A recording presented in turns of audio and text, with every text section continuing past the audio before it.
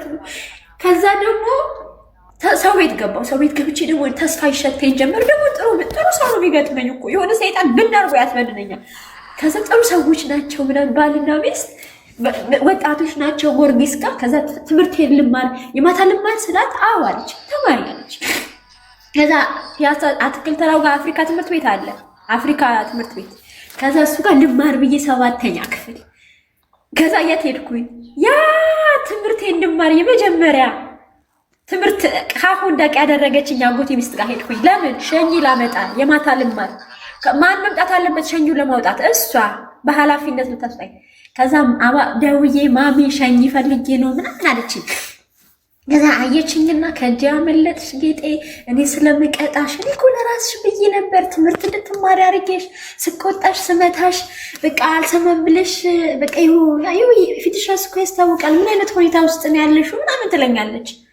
ያው ይሉኝ ተያዘኝ ማሚ ልመለስ ልላት ይሉኝ ተያዘኝ ፈራው ምክንያቱም ከስንት ጊዜ በኋላ ማን ይቀበለኛል ብዬ ማለት ነው በቃ ማሚ ዝም ብለሽ ሸኝ ስጭኝ አመሰግናለሁ ስላደረግሽልኝ ነገር ሸኝ ብቻ አስወጭልኝ ከአዲስ ህይወት የመጀመሪያ ደረጃ ትምህርት ቤት አልኳት ከዛ ሄዳ በቃ ምን አደርጋለሁ ብላ አስተማሪዎቹ ግራ ገብቷቸው እቺ ልጅ እኮ በጣም ጎበዝ ተማሪ ምናምን በቃ እውነት በጣም ከ1 እስከ 3 ነው የምወጣው ትምህርት የነበረው ከ1 እስከ 3 አዲስ ህይወት የመጀመሪያ ደረጃ ያቆኛል አስተማሪዎቹ አስተማሪ ሃናን ታቀኛለች በደም ሃናን በጣም መክራኛለች ሃናን በጣም ትነግረኝ ነበር ሃናን ለምንድን ነው ሸኝ የምትወስጂው የት ምን ታረጊ ነው ካፌ ላስተናግድ ነው አልኳት ካፌ ልትበላሽ ነው ካፌ እንደዚህ ልትይ ነው መች አወቅሽ ሃናንዬ ብዙ ነገር ደርሶብኛል በሆዴ እኮ ነው አልነግራትም ሃናንዬ ታዩ የኔ ህይወት አብቅቷል በሆዴ ነው የምለው እሷ አልላትም ግን የማታ ልሞክር እስቲ ተስፋ እንዲሸተኝ ብዬ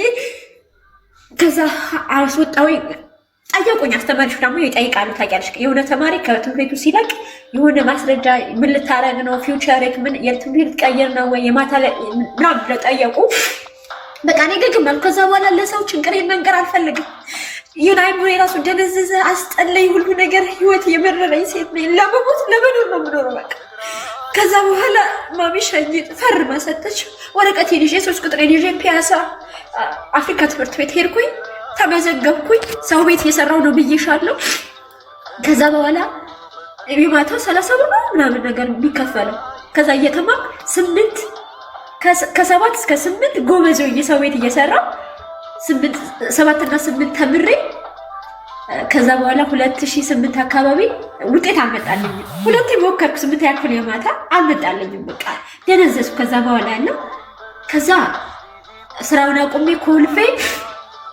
ኮልፌ ትምህርት ቤት ኮልፌ ካፌዎች ምናምን መስራት ጀመርኩ ኮልፌ አካባቢ ካፌ በቃ ጎበዝ መሆን ጀመርኩ ቆም በጣም ጀመርኩ ምናምን ከዛ በኋላ መንቃት ጎበዝ ጀመርኩ ከዛ ደግሞ ያው ወደ መስጂድ ነው የምትይው አንቺ ከዛ ወደ ቸርች መሄድ ጀመርኩ ለካ ቸርች ደስ ይላል ምናምን በቃ ከራሴ አይነት እምነት ሰዎች ጋር መዋል ጀመርኩ መቀየር ጀመርኩ ከዛ ፊውቸር ማሰብ ጀመርኩ ከዛ ለምን አረብ ሀገር አልሄድም ማለት ጀመርኩ ከዛ እቆብ እየጣልኩኝ አረብ ሀገር ሞከርኩ ምናምን ኮልፌ ደላላዎች አሁን ይፍረስ አይፍረስ አላውቅም 18 ጋር ደላላዎች ነበሩ እዛ አካባቢ ማለት ነው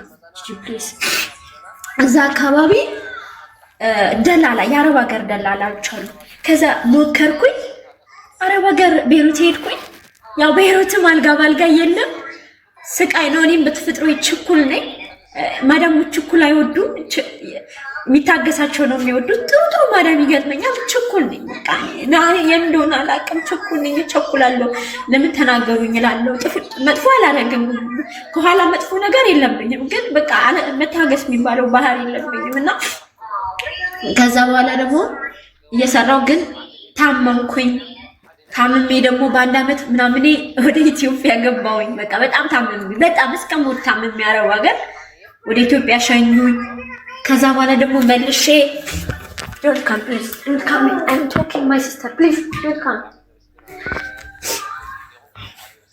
እና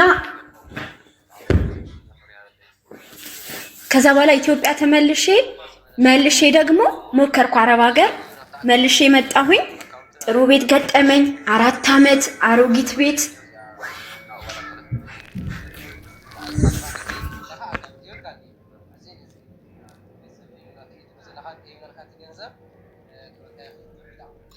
ይቅርታ ሀቡ ችግር የለም ማሬ።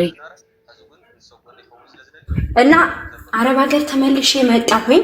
አረብ ሀገር ተመልሼ ከመጣ በኋላ ከ4 ዓመቱ በፊት ግን የሆነ በኢትዮጵያውያን ደላሎች ነው የመጣሁት። በኢትዮጵያውያን ደላላዎች ነበር አረብ ሀገር የመጣሁት። የመጣሁበት ቤት በቃ ውስብስብ ያለ ነው። የልጅ ቤት ነው ግን አኮሞዴሽን እራሱ ነው።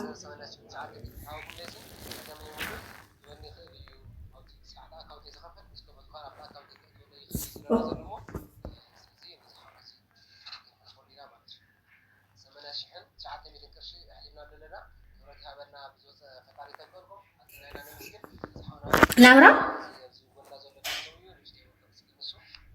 አሁን ማሪ እዚሁ መሆኔን እያወቅሽ ለምን ታቆሚያለሽ? ስነሳ እኮ ይታያል። እዚሁ ጋር ነኝ፣ የትም አልሄድኩም። ያንቀፋሽ እቃ ያጣጣፍኩት እቃ እያነሳሳው ነበር። ልሞክር አይ ነበር ያልኩሽ፣ ግን ልሞክር በኋላ ከረበሽኝ ብዬ ፈራሁ። እሺ ቴንኪው ሀና። እሺ ውዴ። ከዛ በኋላ አረብ ሀገር ተመልሼ ከመጣሁ በኋላ ኢትዮጵያኖች ስብስብ ያሉበት የሆነ አኮሞዴሽንም እዛ የሆነ ከአረቦች ጋር ኮኔክት ያላቸው አረቦች ኢትዮጵያኖች ምናምን ነበሩና የገባሁበት ቤት ልጅ ቤት ነበረ ምሰራ። ከዛ በቃ ጀመርኩ ስራ እየሰራ ግን ኢትዮጵያኖች የሚያደርጉት ሪያክት በቃ ደስ አላለኝም። የሆነ ለምሳሌ እኔ ምግብ ስበላ ጸልዬ ነው የምበላ ሀቡዬ። ከዛ እኔ ለምግብ ሲጸልይ ይስቃሉ። ለምንድን ነው ግራ ይገባኛል። እኔ ደግሞ ባይተናነቀኝ ነበር። ለምንድን ነው የምትስቁት? እኔ እኮ ስብስብ ብለን ስንበላ ሁሌ እኔ አይምሮ የተጎዳ ሴት ነኝ።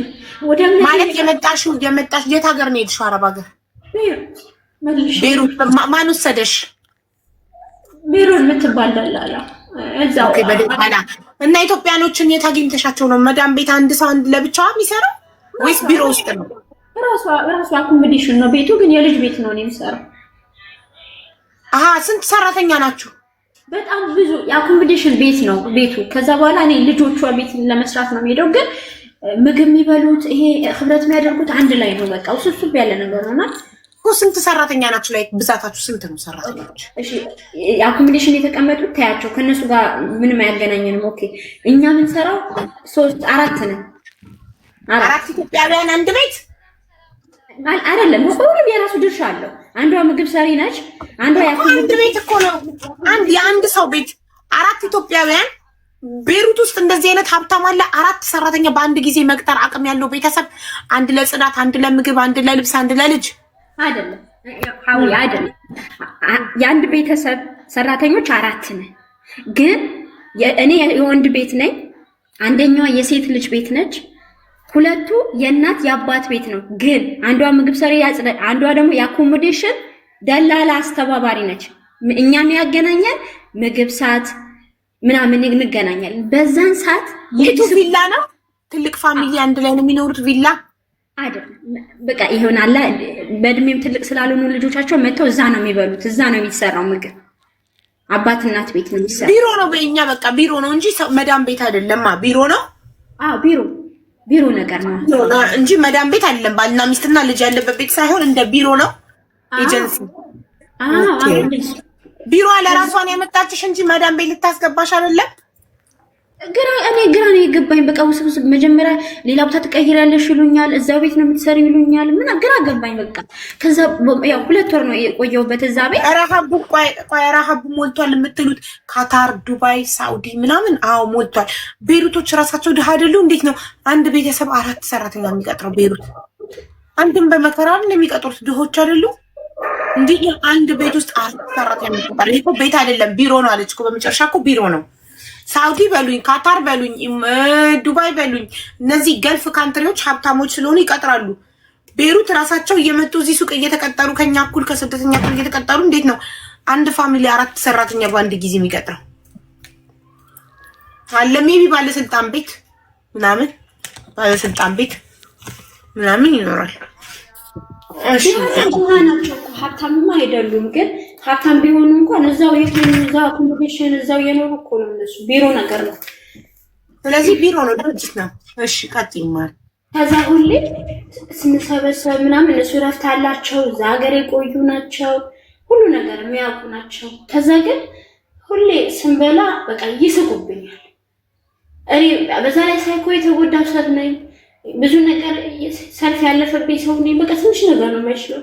ከዛ በእምነቴ ደግሞ ሲመጡ በጣም ነው ባምስ እኔ እኮ የሰጠኸኝን አመሰግናለሁ ብዬ ነው ምበላው። ለምንድን ነው ምትስቁብኝ ብዬ ምግቡም አልበላ። በቃ ምግቡም ሳልበላ እንባትናቆኝ ሁሌ ከነሱ እሸሻለሁ ማለት ነው። ከዛ ወደ ስራ ይሄዳሉ። የልጅ ነው የምጠብቀው። አራስ ቤት ልጅ ጥላ ነው የምትወጣው። አሰሪ ወጣት ነች። እሱ ሌሊት ነው በቃ የሚገቡት እነሱ። እንቅልፌ ማልተኛም። አራስ ቤት ገና የወር ልጅ ምናምን ጥላብኝ ነው የምትወጣው።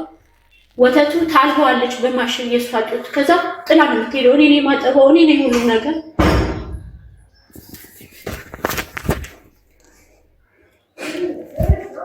መጨረሻ ላይ በቃ መረረኝ። እኔ ማለት አንደኛ እዛ ጋር እየሰቁብኛል፣ ሁለተኛ እዚህ ቤት ልትቀጥም ላትቀጥም ትችያለሽ ይሉኛል። የሚሉኝ አበሾቹ ራሳቸው ናቸው። ከዛ በኋላ እኔ ምንም ተንኮል ሳልሰራ ምንም ነገር ሳላደርግ እዚህ ጋር ልታዝኝብኝ ትች ይሆናል። ሀቡዬ ይሆናል። በቃ ቻሌንጅ አለ። ረጋ ብዬ መስራት አልቻልኩም። ምናምን 3 ወር ምናምን ቆየሁ። አበሾቹም አሰቃዩኝ። በቃ የሆነ አሳቀቁኝ። ምንድነው የሚያሳቅቁኝ? ሁሌ ይስቁብኛል። እኔ ደግሞ በቃ ታውቂያለሽ እዚህ ጋር የተጎዳሁበት ለምንድን ነው? በቃ ለምንድን ነው የሚስቁብኝ እላለሁ። ለምን እንደሚስቁብኝም አይገባኝም። በቃ ምናልባት ግን አንቺ ራስሽን ዝቅ አድርገሽ ስለምታይ እነሱ አራዳ ናቸው እኔ ፋራ ነኝ ምናምን ወይ ብለሽ ስለምታስቢ በሌላም ነገር ቢስቁ አንቺን እየመሰለሽ ይሆን ወይንስ ምን እያሉ ነው የሚስቁብሽ? አልገባኝም። በቃ አይኔ ጨፍኜ ስጸልይ ነው ሁሌ እኮ ሀብዬ የሚስቁት። ከዛ ገና ይገባኝ ነበረ። ብቻ የሚያሳዩኝ ብዙ አይነት ነገር ነበረ። ከዛ አሰሬ ደግሞ ምንም አትነካም። አሰሬ እሱም እሷም ምንም አይሉም። ምንም በቃ እግዚአብሔር የአራስ ቤት ልጅ ጥለውብኝ ነው የሚወጡት። ከዛ ልጁን እኔ አጥብቼ ምን ብዬ ፓምፐርሱን ቀይሬ ያስተኛዋለሁ። በቃ እየጠበቅ መጨረሻ ላይ የወጣሁበት ቀን እዚህ ጋር እንዳትቆጭኝ ጠፋሁኝ። ግን ስጠፋ ተንኮል ሰርቼ አይደለም። ሰዎች አገኘሁኝ የሚያስጠፉኝ ምናምን። ከርመዘይቱን አካባቢ ሰው አነጋገርኩኝና በቃ ቸርች ይመቻል ለመጸለይ ይመቻል ሲሉኝ በቃ እንዲህ ቸርች መሄድ ይቻላል፣ በቃ እሺ ደስ ይለኛል፣ ነፃነት አለው መጥፋት ህይወት ሲሉኝ ሲያበረታቱኝ ጠፋ። ከዛ ያልጠፋው መጀመሪያ ልጁን ጠበቅኩኝ። ሌሊት ሳልተኛ አድሬ ልጃቸው ስጠብቅ ምን ስል አድሬ ከዛ በኋላ ልክ እነሱ ሲመለሱ ቤቱን አጽድቼ ምን ብዬ ልጃቸው አስረከብኩኝ። በቃ ልጃቸው ሁሌ እኔ ላይ ነው ጥለው የሚሄዱት። ማታ አካባቢ ልጃቸውን ይዘው ወደ እህትዮ ቤት ሄዱ የኔ አሰሪዎች።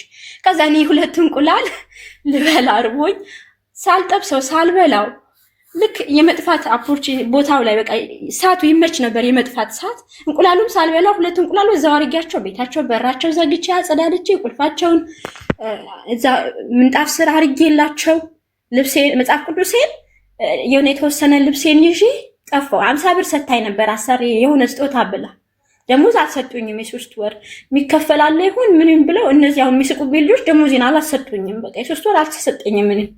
በቃ ያቺ 50 ብር ግን ስጦታ ሰታኛለች አሰሪ በሆነ መልክ። እኔ ትዝ አይለኝም ለምን እንደሰጠች። ከዛ የታክሲ ከርመዘይቱን ብለውኝ ነበረ። ከዛ ከርመዘይቱን ብለሽ ጥፍ ያሉኝ። ዝም ብለሽ አበሻ ታገኛለሽ ጥፍ ያሉኝ። ጠፋሁኝ።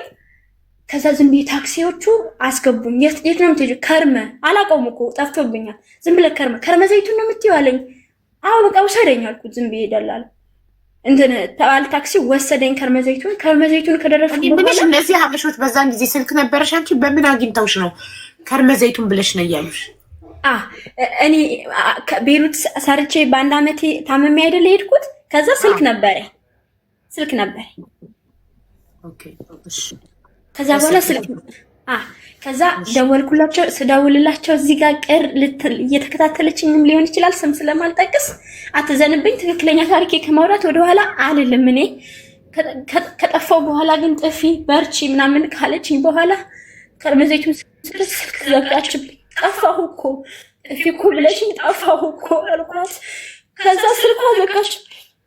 አሁንም እደውላለሁ ዘጋችብኝ። ከዛ በቤተ ክርስቲያን የኦርቶዶክስ እምነት በጣም እጠላው ነበር። በዚህ አጋጣሚ አሁን እወዳቸዋለሁ በጣም እና ማለት ይቅርታ። ከዛ በኋላ ከቤተ ክርስቲያን የሚመለሱ 2 ነጭ ልብስ የለበሱ ሴቶች አገኘሁኝ። ከዛ ኢቭን ዞር ብዬ አላያችሁም ነበረ። እኔ በራሴ ሁሉም ባልወክልም እኔ ራሴ በጣም ጥሩ አመለካከት አልነበረኝም። ከዛ በኋላ ግን እነዛ ሴቶች ቀረብኳቸው፣ ሳወራቸው በትትና እናገሩኝ ምናምን። ከዛ እኛ ጋር ትሄጃለሽ ምናምን የት ነው የምትሄጂው? ዛሬ ጠፍቼ ነው፣ የት እንደምሄድ አላውቅም። እንደዚህ የሰፈሬ ልጅ የሀገሬ ልጅ ጠፊ ብላኝ እነዚህ እኔ የማውቀው ነገር የለም ምናምን አልኳቸው። አይዞሽ ያለን አሉ። ማርያምን እኛ አንጥልሽም፣ እሺ አይዞሽ፣ እሺ የመጣሽበት መመለስ ትፈልጊያለሽ? አይ አልፈልግም። እሺ ያቺ ያስጠፋችኝ ልጅ ጋር ስልክ አናግሩልኝ። እነሱም ሲደውሉ ትዘጋባቸዋለች። ጥፊ ብላ ያበረታታችኝ እሷ፣ ይመቻል ያለችኝ እሷ። ያው ችግሬ በነገርኳት መሰረት ማለት ነው። ከዛ በኋላ ስልክ ዘጋችብኝ። ግን እግዚአብሔር ሰው አዘጋጅ በእነሱ ተጠቅሞ። አንዷ ደግሞ እነሱ እኛ ወደዛ ነው የምንሄደው፣ እኛ ግን ምን እንደምናደርግሽ ኮንትራት ነን፣ እኛ ደግሞ ኮንትራት ቤት ይዘንሽ አንገባ፣ ምን እናርጋለን። አንዷ ደግሞ ጓደኛዋን ስትሸኝ እሑድ ቀን ነበር፣ ጓደኛዋን ስትሸኝ ጋውን ለብሳ ምናምን አገኘኋት። እባክሽን አስጠጊኝ አልኳት፣ እርጅኝ አልኳት። ምን ሆነሽ ነው? ወጥቼ ከምሰራበት ቤት ለምን እንዴት ሰው ሳታውቂኝ አውቃለሁ። አንዱ ጥፊ ብላ እንደዚህ ብላኝ ከጠፋሁ በኋላ ሰፈሩ ነግራኝ ጠፍቼ ስልክ እየዘጋችብኝ ነው። በቃ ምን የትም መሄጃ የለኝም ምናምን አልኳት። አይዞሽ አለች፣ አይዞሽ። ከዛ በእጄ መጽሐፍ ቅዱስ ይዤ ነበር። ያው ይቅርታ ሀቡ የመጽሐፍ ቅዱስ እነግርሻለሁ፣ ስወጣ መጽሐፍ ቅዱሴን ይዤ ወጥቻለሁና ይሄ ጴንጤ ሌላ ስም አለ የሆነ እንትን ነሽ ስትለኝ አይደለሁም አልኳት። ምክንያቱም ያ ያስጠፋችኝ ማለት ፕሮቴስታንት ነሽ ብላሽ ነኝ እኔ አይደለም ያልሻት አታስጠጋኝም ብለሽ ፈርተሽ ነው። ምክንያቱም መናገር አይሆንም የኛ እምነት ነች ጥፊ ብላ በርቺ ያለችኝና ከዛ በኋላ በቃ አይደለሁም መንገድ ላይ ጣለችሽ። በጣም ያማል። አንዷ ኮመንት ላይ እና ምን ያስለቅሳል የምትሉ አንዲት ሴት በሰው ሀገር ጥፊ ተብላ ከኮንትራት ወጥታ መሀል አስፋልት ላይ ሆና የሚቀበላት ስታጣ ከዛ ከመሸ የት ላድር ነው ምን ሊውጠኝ ነው የሚለው ነገር በሰው ሀገር ስታስታውሰው ያንን ጊዜ ኦፍኮርስ ያስለቅሳታል። ሜዳ ላይ መውደቅ አያስለቅስም? እንዲህ በሰው ሀገርሽ እንኳን ቢሆን በቋንቋሽ መጫወቻ ትሆኛለሽ እኮ ሰው ቤት አንኳኩተሽ አሳድሩኝ እኮ ትያለሽ። አረብ ሀገር ላይ ምን ይባላል? አይዞሽ እሺ እናቴ። ከዛ ፕሮቴስታንት ላይ ስትልሽ አይደለሁም አልሻት። አይደለሁም ግግም ብዬ አይደለሁም አልኳት። ከዛ አስገባችኝ። ቤቷ ያምራል፣ ቡና ተቀራርበዋል። ኢትዮጵያ ነው ያለሁት፣ ለካ ኢትዮጵያ ያለሁት ነው የሚመስለው ምናምን። ሁለት ሴቶች አንድ ላይ ነው የሚኖሩት ምናምን። ለካ አሁን ያለሁበት ማለቃቅስበት አካባቢ በጣም ሰው ያለበት የኔ እምነት በቃ ብዙ ደስ የሚሉ ሰዎች ሰው ያለበት ቦታ ነው። ግን እኔ ሰው ስለማላቅ ማቀው ያቺን ነው። ያቺም ለካ እሱ ጋር ነው ያለችው፣ እዛ አካባቢ ነው ያለችው። እቺ ስልክ ምዘጋብኝ። ከዛ እነዚህ ጌታ ይባርካቸው አስገቡኝ፣ ምግብ ሰጡኝ ምናምን። ግን መጽሐፍ ቅዱሴን ገንጬ ማንበብ ጀመርኩ፣ መጸለይ ጀመርኩ። ነቁብኝ ምንም ሳልናገር። አንቺ ግን ዋሸሽን አይደል? አንቺ ውሸት አትወጂም። እንግዲህ አካባቢዬ የዋሸሁበት ምክንያት አያስጠጉኝም ብዬ ነው። ለምን እዛ አካባቢ ከርመዘይቱን ይታወቃሉ ጴንጤዎች። ለዛ ነው ነሽ ወይ ብላ የጠየቀችኝና አይደለሁም አልኳት። እኔም ስለማላውቅ ከዛ አንቺ ግን ነሽ ግን ችግር የለውም ባትዋሽኝ ጥሩ ነበረ፣ ወደ እነሱ ትጠጊያለሽ ችግር የለውም አለች።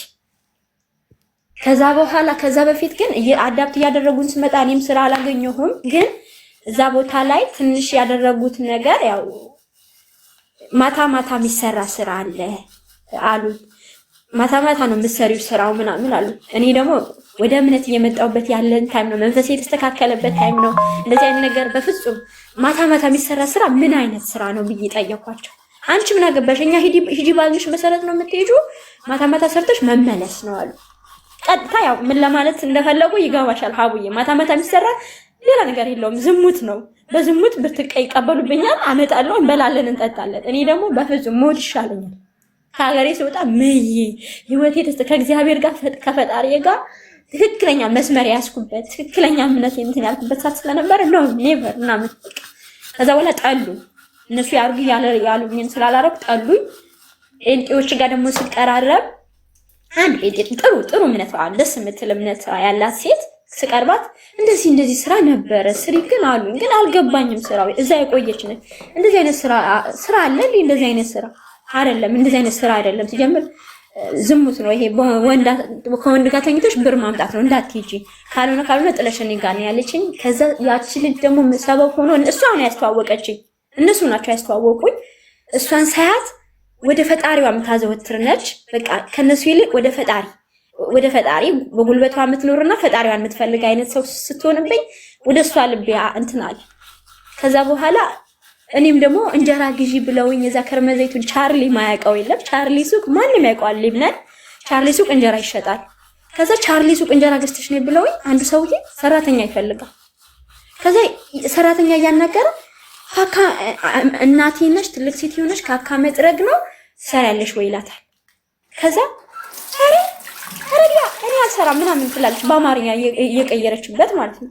ከዛ በኋላ እኔ ተጠጋሁና ሚስተር አናምሽ ትግል እንደዚህ ቢል አናምሽ ትግል ስለ ምን እንት ማን ሲለኝ ላ አናምሽ ትግል በጅሽ ግል ምናምን አልኩት። በቃ በማልችለውም ሰባብሬ አማርኛ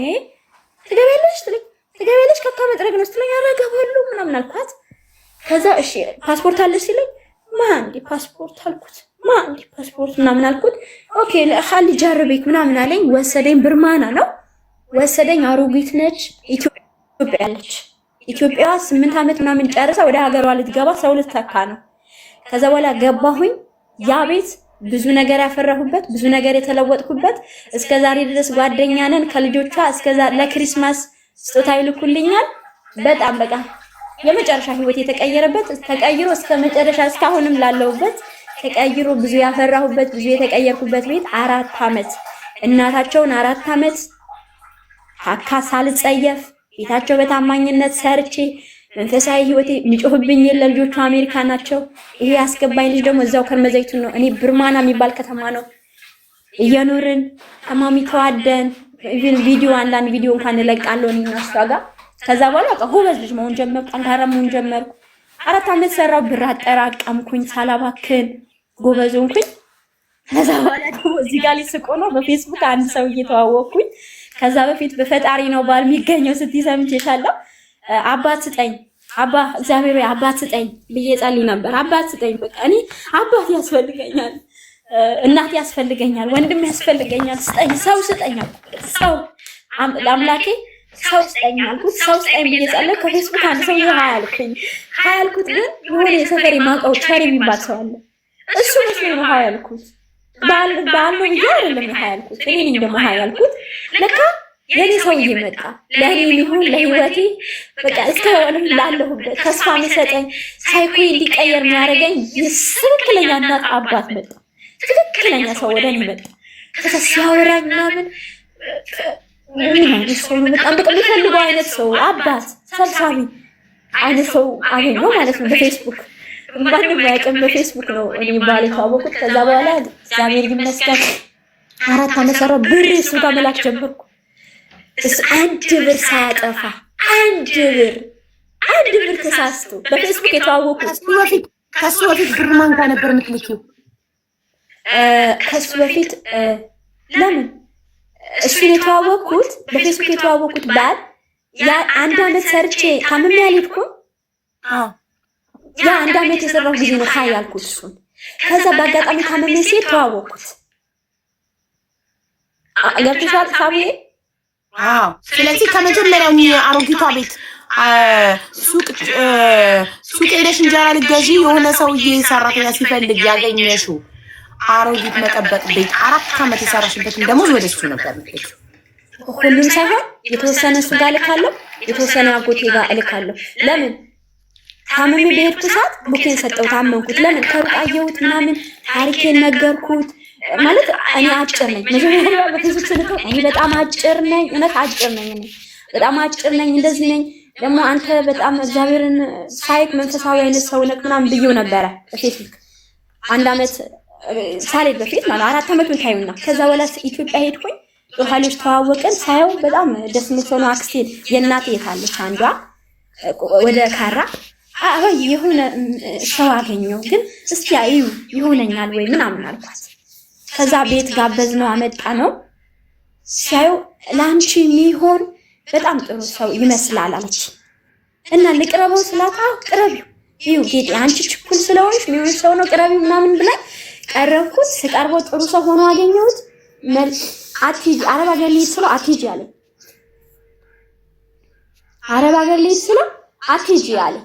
አትሂጂ እኔ ትንሽ ታገሽኝና አብረን እንሆናለን አትጂ ምናምን አለኝ። አይ እኔ ግግሜ እሄዳለሁ አረብ ሀገር ያው ገና አላማዬ ስላላሳካ በአንድ ዓመት ስለተመለስኩ እሱ ፓርክ ግን ያውልሽ መዝለል አልነበረብሽም። ጎበዝ ነሽ፣ ታሪክ ስትናገሪ ቀልጣፋ ነሽ።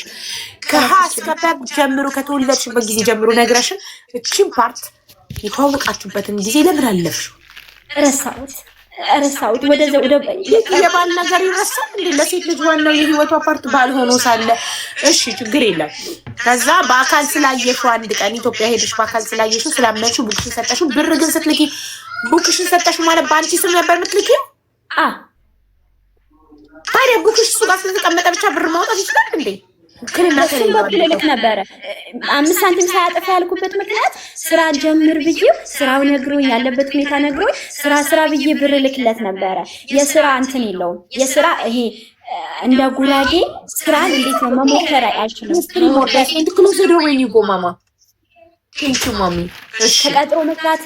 ተቀጥሮ መስራት እንጂ ስራ አይሞክርም። እኔ ደግሞ ፈጣን ስለሆንኩ ስራ ሞክር፣ ቢዝነሶችን ሞክር ብዬ ብር ልካለሁ ወደሱ። እሱ ደግሞ ይፈራል ስልሽ ፈጣን አይደለም። ስራ እከስራለሁ ምናምን እከስራታለሁ የሚል ነገር ስላለበት በቃ ጀስት በጣም ታማኝ ሰው ነው፣ ጥሩ ሰው ነው። አሰሪው ራሱ በጣም ይወደዋል። ረጅም ዓመት ነው መርካቶ የሚሰራው ተቀጥሮ። ግን የራስ ስራ የምናድገው እንደዛ ነው። ጥሩ ሰው ነው ምናምን ብዬ ብር ልክለታለሁ። ያ ለራሱ ብዬ የላኩለት ብር ሆነ አያጠፋም። የኔ ብር ሄዶ ያስመዘግባል፣ የእሱን የላኩለት ምንም ነገር አያጠፋም። በቃ ከዛ በኋላ ያው 1000 እኮ ቫልዩ አለው ያንቺ ገንዘብ ከሆነ ለሌላው ነው ቫልዩ የሌለው። ሀቡዬ ገብቶሻል። 5 ሳንቲም ያላጠፋ ያልኩበት ምክንያት 50,000 100,000 ለአንቺ ቫልዩ አለው ያንቺ ስለሆነ። ከዛ የራሴን በቡክ ያስገባለሁ፣ የእሱን ደግሞ ልካለሁ። እሱ ለካ አያጠፋም፣ ቁጭ ያደርገዋል። ምክንያቱም ስራም እየሞከረ አይደለም። ከከሰርኩት ምናምን ብሎ በቃ ያዝናል። ከዛ ኢትዮጵያ 4 ዓመት አሰሬ ኮሮና ያዛት፣ እኔም ኮሮና ያዘኝ። አሰሬ 20 ቀን ነው የምትቆየው ተባለ። እኔ ማገገሚያ ገባሁኝ። ከዛ በኋላ አንድ ክላስ አለ ላይ ክላስ 20 ቀን ነው የምትቆየው ማለት በህይወት 20 ቀን ነው የምትቆየው ነው የተባለው። ማሚ 80 ዓመቷ ነው። ስለዚህ 20 ቀን ነው የምትቆየው ብለው ዶክተሮች ነግረዋታል። በህይወት የምትኖረው 20 ቀን ነው በቃ ተባለ። 20 ቀን ነው የምትቆየው ምናምን ተባለ። እስኪ ካለ 20 ቀኑ ደግሞ ከዛ በፊት ናይጄሪያ እኔ አቅሜ ስለማይችል መሸከም ስለማልችል ናይጄሪያዊ ሰራተኛ ተመቶልኝ ነበረ አጋዥ። ምክንያቱም አራሷን መቆጣጠር እያቃታት ሲመጣ ሰራተኛ ተጨምሮልን ነበረ። ከዛ በኋላ በቃ እሷ ትቆይ ቃል ኢትዮጵያ ትግባ ተባለ። ጌጤ ኢትዮጵያ ትግባ። ምክንያቱም ማማ ከሞች በኋላ ቃል የት ሄዳለች? 4 ዓመት እኛ ቤት አገልግላለች። ስለዚህ ማሚም ኦልሬዲ ወደ ትሞታለች ተብሎ ስለተነገረ ምንም አታደርግም ምናምን ብሎ ሂዳሉ። አሜሪካ ያለችው እዛ ስራ ያስገባል ያ ሰውዬ ሰራተኛ የፈለገው በቃ ትግባ ተባለ። ግን ከዛ በፊት እኔም በጣም ኮሮናው በቃ ሊገለኝ መጥቶ ነበረ። በጣም ሊገለኝ ልትሄድ ተብዬ ሳለሁ ግን እሱ ኮሮና በጣም ከበደኝ። ሊሄድ በተቀጠርኩበት ሰዓት ኮሮና ካለብሽ ኢትዮጵያ መግባት አትችይም ታውቂያለሽ። ቼክ ስደረግ አሁንም ኮሮና አልወጣም፣ ከደም ያልጠፋም። ከዛ እዛው ብታይ ደሞዝ የወር እየከፈሉኝ ሳልሰራ እኮ ነው ናይጄሪያውን ተተካኝ። ከዛ ሳልሰራ ደሞዝ ቫይታሚን ሲ ፍሩት እየገዙልኝ እኔ ፎቅ ላይ የራሴ ተደላድዬ በመኝታ ቤት 4 ዓመት ካገለገልኳቸው በኋላ በቃ ደስ ብሎኝ የመጨረሻ በክብር ለዛውም ትኬት ካልቆርጥ ኢትዮጵያ ኤምባሲ እድል ይሰጥሽ ነበረ። እንግዲህ ቤሩት ኤምባሲ ትኬት ቆርጦ የመላክ እድል ትኬት ተቆርጦልኝ በክብር እንደገና ደግሞ አሰሪዎቼ $50 $100 $20 የልጅ ጭምር ለቃል 4 ዓመት አገልግላለች፣ 4 ዓመት እናታችንን ጠብቃለች ምናምን ብለው በቃ ዶላሮች አሸክመውኝ ያላሰብኩትን ያልጠበቅኩትን ይዘውኝ ወደ ኢትዮጵያ ገባሁኝ። ኢትዮጵያ ስገባ እሱም በቃ ደስ የሚል ነገር ገጠመኝ። ሳልባክን ምንም ሳልል ከዛ በፊት ገንዘቤ ቆጣሪ አይደለሁም። ጌታ ሆይ እናት አባት የለኝ፣ ይሄ ገንዘብ ካካ ጠርጌ ነው ያገኘሁት፣ እንዳይጠፋ ቁም ነገር ላይ አውለኝ። እኔ ማንም አይመራኝም፣ የምትመራኝ አንተ ነህ ፈጣሪ ብዬ ጸልይ ነበረ። እግዚአብሔር ይመስገን። ካፌ ላንጋኖ አላልኩም፣ ሃይሌ ሪዞርትም አላልኩም፣ የትም አላልኩም። አትዝናናው ማዋሳም አልሄድኩም። ምክንያቱም የተነሳሁበትን ስለማስታወስ ከየት እንደመጣው ስለማቅ እኔ ሃይሌ ሪዞርት ብል ገንዘብ ይጠፋል። የሆነ ሪዞርት የሆነ ቦታ ብዝናና ገንዘቡ ያቺ አረብ ሀገር ስለምትጠፋብኝ ቀጥታው ቁም ነገር ላይ መዋል ስላለብኝ ከጓደኛዬ ጋር ተመካክረን ነገ ያው ይቆይ አይቆይ ባላቅም እንደ እግዚአብሔር ፈቃድ አሻዋ ሜዳ ገብርኤል የጨረቃ ቤት ገዝቻለሁ። እግዚአብሔር ረድቶኝ ከባለቤቴ ደግሞ በሚገርም ሞገስ ያቺ ተዋክታ ያ ሰውዬ አንቃ የያዘችው ተደፍሬያለሁ በምላሳት አንቃ የያዘችው አክስቴ በክብር ሽምግልናዬን ተቀብላ በክብር እዛው ራሷ ቤት ድራኝ እነዛ ያስተማረችኝ አጎቴ ሚስት ሀሁ ያስቆጠረችኝ አጎቴ ሚስት ባለችበት በክብር ታድሬ እነዛ ስደፈር የነበሩ የሰፈር ሰዎች መጀመሪያ ያስገቡኝ እነዛ ባሉበት በክብር ያቺ አክስቴ ቤት ታድሬ ተከብሬ ገባሁኝ። 2014 ሰኔ 26 አገባሁኝ። ደስ የሚል ኖሮ አባት ሰጥቶኝ እኔ ረባሽ ነኝ፣ ችኩል ነኝ፣ ችኩልነቴ ሳይበግረው ከዛ በፊት ቤሩት ሆኜ ምን እንዳልኩት ልንገርሽ ሀቡዬ። ቤሩት ከተመለስኩ በኋላ 4 ዓመት ሰራሁበት። ሙሌ አልኩት አንተ በአካል ካየሁ በኋላ ጨመርክብኝ፣ በጣም መንፈሳዊ ሰው ነህ። እኔ ግን አልኩት በጴንጤነት ህግ አለ ማለት ቅድስናን ጠብቆ ማግባት ሴት ልጅ ድንግልና የሚባል ነገር አለና ሙሌ አልኩት አንድ ቀን እኔ እኮ ተቀየምከኝም ተቀየመኝ፣ ከራከኝም ራቀኝ፣ እኔ እነግርሃለሁ አልደብቅም፣ እኔ ድንግል አይደለሁም፣ እኔ ታሪኬ እንደዚህ ነው፣ እንደዚህ ያለፈ ነገር አለ፣ ከቀረብ ቅረበኝ፣ ከራቀኝ ራቀኝ፣ ታሪኬን ነግሬህ ነው የምንቀጥለው አልኩት። ስልኩን ዘጋው ጆሮዬ ላይ ዘጋውና ቆይቶ አስቦበት ምናምን ደውሎ ምን እንዳለ ልንገርሽ፣ የሞተቿን ጌጤን አልፈልጋትም፣ አሁን ያለችው መንፈሳዊ ኢማን ያላት በእናንተ በሚገባሽ ቋንቋ ልንገር ብዬ ነው። አሁን ያለችው ኢማን ያላትን አሁን የተወለደችውን ጌጤን ነው የምፈልጋት አለኝ። የምርነት ትፈልገኛለህ ታገባኛለህ ስለው አዎ። እሱ ሴት እንደዚህ መልከስከስ ዱርዬ አያውቅም ምንም ነገር። እኔ ደግሞ ክብሬን አጥቻለሁ፣ ሳይኮ ተጎድቷል፣ ክብሬን ጠብቄያለሁ እኮ ሳልፈልግ የተደረኩት ነገር ስላለ በቃ ሳገባ ተጽዕኖ ይፈጥርብኛል። የጉራጌ ልጅ ነኝ። የጉራጌ ልጅ ስትሆኑ በጣም እንጃ ይቅርታ እዚህ ጋር ካወራ ትንሽ ተጽዕኖ አለብንና ፈራሁ። በቃ ከዛ ነገርኩት። ከነገርኩት በኋላ ተገላገልኩ። በቃ ደስ አለኝ። እኔ ከነምንሽም አሁን በኋላ ያለችው አንዱ የምፈልገው የኋላ ታሪክሽን እርሹ ምናምን አለኝ። ተቀበለኝ። ከዛ ወደ ኢትዮጵያ ሄድኩኝ። እየወደድኩት እየወደደኝ እስካሁን ድረስ የጨረቃ ቤታችን ገባን በሞገስ። ለዛውም ሰፈሩ በእኔ ደረጃ አይገባኝም። ሰፈሩ ሰዎች ሲያዩና የእኛን ቤት ሲያዩ እንዴ ፎቶ እንትን አለ ቦርድ የተሰራለን ፊርማ የተፈረመበት እና ቸርች የተፈረመበት ማለት ነው። ከዛ እኛ ቤት ይገቡና እንዴ ይሄ የጌጤ ቤት ነው ይላሉ። ማለት እንደ አቅሜ ትልቅ አይደለም 140 ካሬ ነው። የጨረቃ ቤት ነው ግን ሻካርገንላታል ምታምር አድርገን 3 ክላስ ነች። ሰው ሲገባ ጀስት እኛ ውጭ ስንወጣ የእኛ ቤት አይመስልም፣ እኛ ድሃ ነው የምንመስለው። ግን ግቢያችን ስንገባ የሌለ ሰላም አለን። ቤታችን ደስ ይላል። ከግራም ከቀኛችን የመርካቶ አስመጪ ምናምን በቃ ብዙ ናቸው ያላቸው ናቸው። እኛ ግን በዛ መሀል ላይ አስቀምጦን አለን በሞገስ። አሁን ቤቴ ስገባ ገና ግቢ ስገባ እኔና ባሌ ሳቅ ነው የሚለቅብን። እጅግ በቃ ሁሌም ሲደውል ቤቴን አፈቀኝ ነው የምለው። ሁሌም ሲደውል ለምን አረብ ሀገር ወጣሽ ብለሽ የምጠይቂኝ ከሆነ ጠይቂኝ። ከዛ በፊት ግን ቤቱን የሰራሽው አንቺ ነሽ? መሬት የሰራሽው? አዎ ማለት አሰሪዎች ስጦታ